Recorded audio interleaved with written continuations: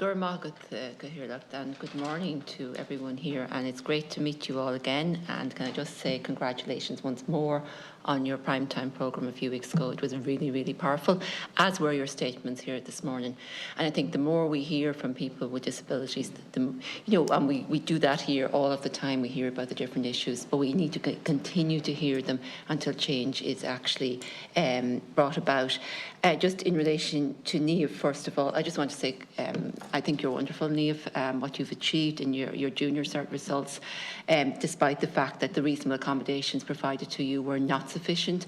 And I know that you have met with ministers and different politicians to discuss your experience of the junior cert in the hope of changing it, not just for yourself, but for others as well. And I think that's been really wonderful. And I hope the State Exam Commission and the Minister will take on board what you have stated, so that when you're doing your Leaving Cert, you will have a fair playing field so that you can achieve your full potential. But I think you're going far anyway. As to Saoirse Pádraig and Dylan, again, it's wonderful to have you in here, because you're three people with disabilities who are in full-time employment. We hear so many people with disabilities who are unemployed or underemployed, and I think you are wonderful role models. But the issues that you've identified are the issues that we hear all the time: the fear of the loss of secondary benefits, such as the medical card and the free travel pass. And we had representatives from 4 different government departments in front of the committee last week, and we would have made those points to them and asked the Department of Social Protection to go back and look at this, that it's a disincentive for disabled people to go out and get a job if they fear they're going to lose their medical card or their free travel pass, because they're both really important. And I think if we're serious about increasing the number of people we have in employment here, compare that we're one of the lowest in Europe, and it's a shameful situation. And if we're serious about addressing it, we need to look at the issues that are stopping people going out and getting jobs. And that definitely, the fear of loss of secondary benefits is a very real one. The issue of wheelchairs has been highlighted by a number of you, and I think there's an issue with the fact that it's, I think, one company, and I'm not going to name the company here, but it seems to be that there's a monopoly, is there, on who carries out repairs and who provides wheelchairs. And we hear again about the long delays in getting something fixed if a wheelchair is broken, or replaced if you need a new one. And sometimes it's months, sometimes it's years, and it's not satisfactory at all. And I think, again, whoever the HSE, I presume, who give the contract to a particular company, need to go back and revisit that. Do you know when that contract expires with the current provider? Or, I mean, it would be something that is worth looking at again as well. And I suppose I was in London a few years ago, and I just thought the buses were amazing, because you'd be at a bus stop, a wheelchair user would come to the bus stop, the ramp would go down, the person would go on. There was never an issue that I could see. It was just a seamless provision of transport, and there were none of the problems that I saw. And we used buses a lot when we were there. That you have identified here, Dylan in particular, and Saoirse, about buses not being able to facilitate you. I mean, I'm presuming buggies can be folded up and stored elsewhere. They should not be put in a wheelchair place on the bus. And again, we obviously need training for our Dublin bus operators, or our bus operators all over. They need training in disability awareness, but I think by the sound of things, they might also need training in customer relations, because it doesn't sound like they're very polite or nice as well. So again, as I said, I just admire each of you in what you're doing, how you're representing disabled people, speaking up for them and identifying the issues. And I know, Pádraig, you said that you don't feel that you're politically significant enough. Well, I think disabled people are, because we were talking about the last census, it was what, 13.5%? Expected to be higher in whenever we do get the information around disability in this census. And so you have, as well as seeing more people involved and being elected into politics, and quotas, so it should be something that we look at. Definitely, you have a strong voice, and politicians should be making sure that they're aware of that in everything they do.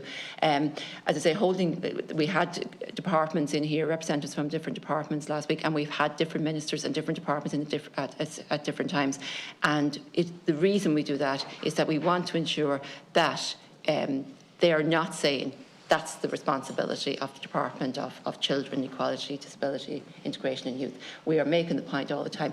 Every minister and every department has a responsibility to ensure that the disability proof their policies and put sufficient money and plans in place to address whatever challenges or barriers that are pertinent to their actual portfolio. And that's something that we will continue to do. So thank you all very much. I'll just address the question about, but there is an easy solution. They give up half the space to a luggage bay. Take the luggage bay out. Yeah. Just get rid of it. Plain and simple. Yeah. And like, I have been known, if there's a big buggy in the wheelchair bay, I'll ask the driver, can the chair fit? Can I try put the chair in the buggy bay? Which I have on occasion on the newer buses been able to do. So I do think it is doable. It definitely is doable. But having the luggage bay and they're like, but where are we going to put suitcases? Let the person hold it. They can. It's not out of this world to just say, we don't need that. In Belfast, I got on a bus, I think it was 2 years ago. They could accommodate 3 wheelchairs. We can barely accommodate 1. I'm like, we're all on the same island. How are we so far behind? I know. Like, it shouldn't be that way. Like, I took part in a thing to help design the new trains with my colleague Porrick. And like, it was just basic things like don't put seats in the wheelchair bay that we had to actually sit and explain. Yeah. And they were like, but why? The Lewis have them. I used to work for the Lewis. I told them to take those seats out. And they didn't, but I did say it. And I was like it's so basic. Yeah. It's so basic. Like, Porrick had to make a point at that meeting about why the piece of glass in front of us was dangerous. And I go, why are we having that? Just common sense. Yeah, you've said it there. Yeah. Common sense is not prevailing. Like I said it earlier, there's new homes being built in Drimnagh, and I drove past them. There's a footstep into every one. My wheelchair can't climb steps. I can't climb steps. Believe me, like, seriously, I've had to try. It doesn't, like, it's 2023, we're building 30,000 new homes every year, the government say. How many of them are actually going to be accessible at the end of it? Like, there was also, I'm only qualifying for a 1-bedroom apartment. They built 100 new apartments. Not one-bed apartment. So that ruled me out straight away. So I'm probably going to be waiting for another 2 years for an accessible 1-bed apartment. I don't know whether, and another big problem is if somebody else is behind me on another list, they can come in and skip me and push me back up the list. I have gone from 9th, I was actually 6th at one point on the list for an apartment. I'm now back up to 10th. Yeah. So when am I getting housed? Nobody knows. So I'm still stuck in a room that's for an 8-year-old child. And I'm not the same size as I was when I was 8. I wish I was, but I'm not. It's, you know, it's not good enough. Like, I don't think somebody should be allowed to come onto the housing list and skip me, because that is just not fair. It's not fair. No. They change their preference and then they switch. I think about the medical card. There's a very simple thing here, which is, irrespective of whether you work, if you have a long-term disability since birth and it's not going to go away, that should just stay with you. There shouldn't be you earn this much, you earn that much. Again, there's, as we mentioned, there's associated costs, like in terms of having to get wheelchair taxis. They're more expensive because they know they can get away with it because you can't use anything else. So it's a very simple fix. You just, the medical card is left with you irrespective, but possibly looking at why it's all under the Department of Social Protection, because it's not one size fits all anymore. We've moved on since the 50s to 60s. It's no longer one size fits all. People with disabilities are encouraged to get employment. I know for myself, the HSE said, "I should work part-time. You'll keep all your benefits." I don't want to work part-time. I want to work full-time. It's like I want to be able to go on holiday. I want to be able to do nice things. But the system is set up to disable. It's not there to enable people. And that's part of the problem. Again, talking about quotas, yes, let's do that. That shouldn't be, we need to have a discussion about it. That should just be something that can be done in a week. That doesn't need to be legislated. It should be, of all parties, we should go and look and have this as a quota, because do you know what? If you have people with lived experiences, I was on the board of Sport Ireland, I was able to make a much more meaningful impact to disability sport because I was on the board of Sport Ireland. I was able to explain different things. If you have people within your parties working within that area, you're going to get a lot more insight. It's great that we get this, but we're all comfortable talking about the challenges we face. Other people aren't. Other people don't have a voice because they're not given a chance to have a voice. So we end up having to do it for them. And I don't mind doing that. And I really did consider going into politics a few times, but then I realised, what's the point? Because nothing changes. Everyone will make undertakings that this will change, and it's going to take time. It shouldn't be in 2023. It takes time. It should be, it's now done, because these committees have been meeting a long time, and you're hearing the same issues. But again, we're making the same points, and you guys are going back to your parties making these points, but what's changing?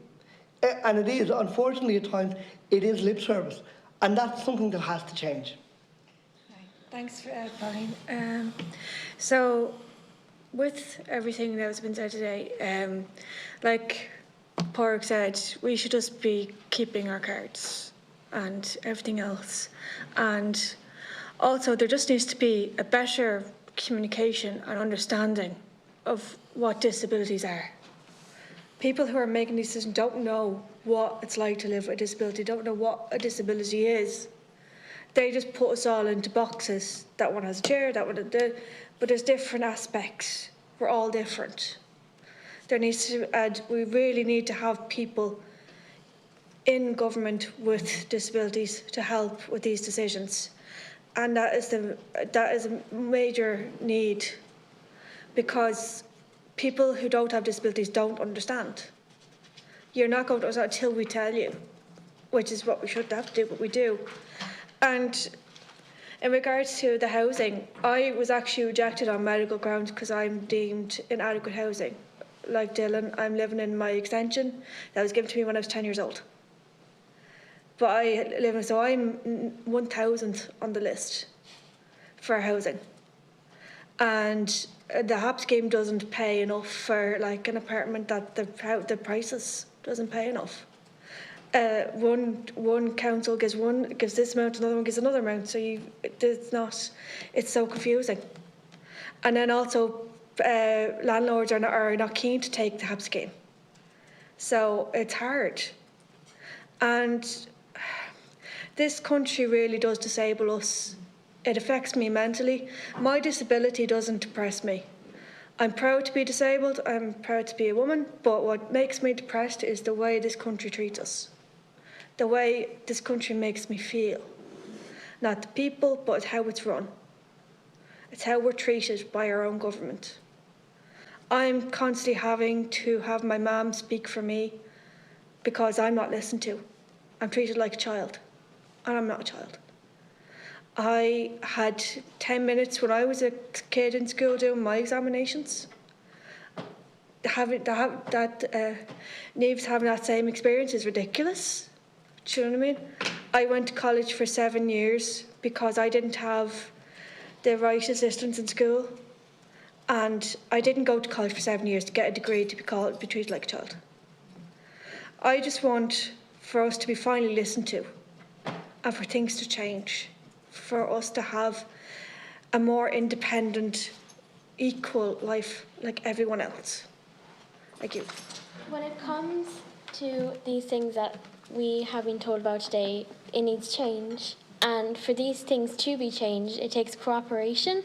And the word impossible is simply not acceptable. And these things, like, it's not impossible. Nothing is impossible. And if you listened, if the government listened, there would be so many other opportunities, not to give anybody an advantage, but to help and to make life easier.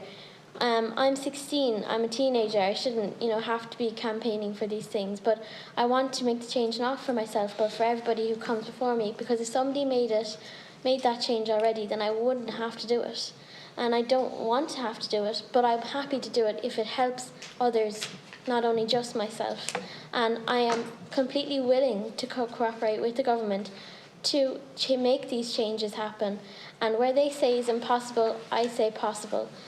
And I want people to know and understand that it's not impossible, nothing is impossible, and if you want to make change, you can do it, and it won't take forever. Thanks, Ciara. In relation to what Niamh said, you might want to, and I'm basically happy to give you, put a paper together for you as to what I discovered. The SEC basically actually emphasised that they don't want to give advantage. But one thing that Niamh didn't mention, just to reiterate, Niamh's 10 minutes had to incorporate her waiting for a scribe to write down her thoughts.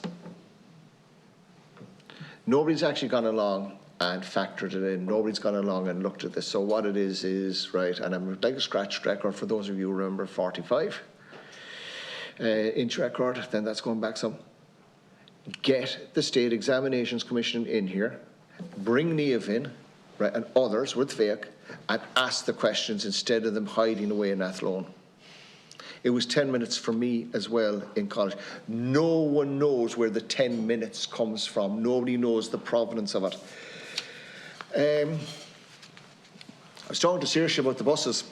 There is actually a very, very simple solution, right, which, with Chair's indulgence, right, I'm not going to, I would like you to just ask Saoirse when I finish. I'm not going to take credit for Saoirse's brilliant idea about how you can solve the issue about accessibility to buses, and it's easy peasy.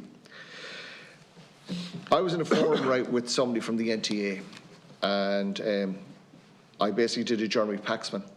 Kept on asking the same question about accessible services using this section 13.2y. And what I was told was that they'd rather have inaccessible services than nothing at all for in rural areas. Now that is a direct quote. I'm not going to say who, I'm not going to say where, because that wouldn't be fair to that person or to the entity concerned. Dylan's mentioned about one-bed apartments. With the greatest respect, folks, that's not much good, because what it is right, that if you're going to go along, basic is that if this person needs a carer, you need a two-bedroom apartment, because obviously the carer, if it's full-time care, you're going to need where you're going. In relation to ISL interpretation, on just one thing, right, in relation to audio description, to get the new Media Commission in. At this moment in time, this is the requirement for RTE1 and 2. For ISL to have 5%, right, per day. RTE Junior 4%, Virgin Media 2%, and Oireachtas TV 6%. I don't have the figures for audio description because, as I said to you previously, you've got no signal. One thing, right, but the optional protocol that I will implore you to remember. You've got DPOs coming in here. Not everybody's a member of DPO. The NDA were asked, National Disability Authority, were asked what you need for a DPO. 3 people, that forms a DPO.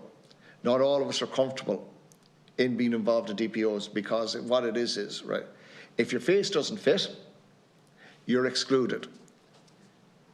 Right, so what is it? As I am, do not represent everybody in the autism community. They're not a DPO.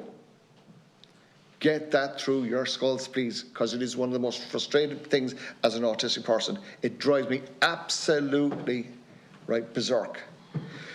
You need to go along, and basically, in relation to Niamh, I was asked by Sinead's, her mother, to say this. Niamh had to memorise her speech today because her level of Braille is so poor just because of the lack of supports that she's received. So that needs something to be addressed. And even when the primetime programme that went out in RTE, when the studio piece went on, the four colleagues here will attest that they wanted to mic me up to go into the studio in the middle of it. And I went, no. I said, it would be car crash television, but everybody in the country would be cheering for what I was going to say. Norma Foley needs to be brought in and asked very, very forcefully what the hell she is actually doing for the city, and stop hiding behind Josepha Madigan and Anne Rabbitte, because I don't see anything. She's the Minister for Education, the buck stops with her. Right, that's it in a nutshell, right? I have to acknowledge one person, by the way, because, Noel Byrne, one of Anne Rabbitte's team. Mm-hmm. On the Saturday before, of a bank holiday weekend, Noel Byrne was on to me at 9:15 in the morning and spent the guts of an hour, making sure that everything was right. Mm-hmm. For Niamh as much as we could. That says something, for that, basically Niamh, for Noel and also Aidan McLaughlin. And I'm going to get killed for what I'm going to say next, which is, I wouldn't be able to do any of this except for the support of my wonderful wife, Eileen. She is basically, without Eileen, I wouldn't be able to do a fraction of that. So sorry, Isles, but I wanted to put on the public record. Thank you. Like Pádraig and Dylan, I've gone to London myself, and what I found was fantastic was the middle doors open and the ramp comes out, which means as a wheelchair user you can just go straight on and turn. No fiddling around in the front, worrying about the gap. It's so much easier, it's more streamlined, it's safer, and you're not having to wait for people to get off the bus so you can get off the bus. You can do it at your own pace and time, and it was so much easier and so much stress-free. And just to reiterate that, and I'll be very brief, Chair, that I actually spoke with Dublin Bus, and I've been asked by IWA to look at the buses and what the new buses are going to look like, because the major issue is getting in. They took some things on board, but the gap in the aisle is wide, but might not be wide enough for Pádraig or Dylan. And that's the issue. And they said they're not going to be all as wide, they're going to be narrower. So that's, again, a problem. If they're in the middle, it makes it so much easier. It was just completely stress-free. Thank you, John. Thank you. Bus Éireann and our provincial services, there are little or no next stop audio or visual announcements for people who are visually impaired, blind, who are deaf. The Dublin Bus have been rolling this out for years. Maybe this committee could basically write to the NTA and ask what is the timeline for it, and also if they could identify why they haven't recruited a disabled director as they're supposed to have done as per Minister Ross's time. Thank you. Okay.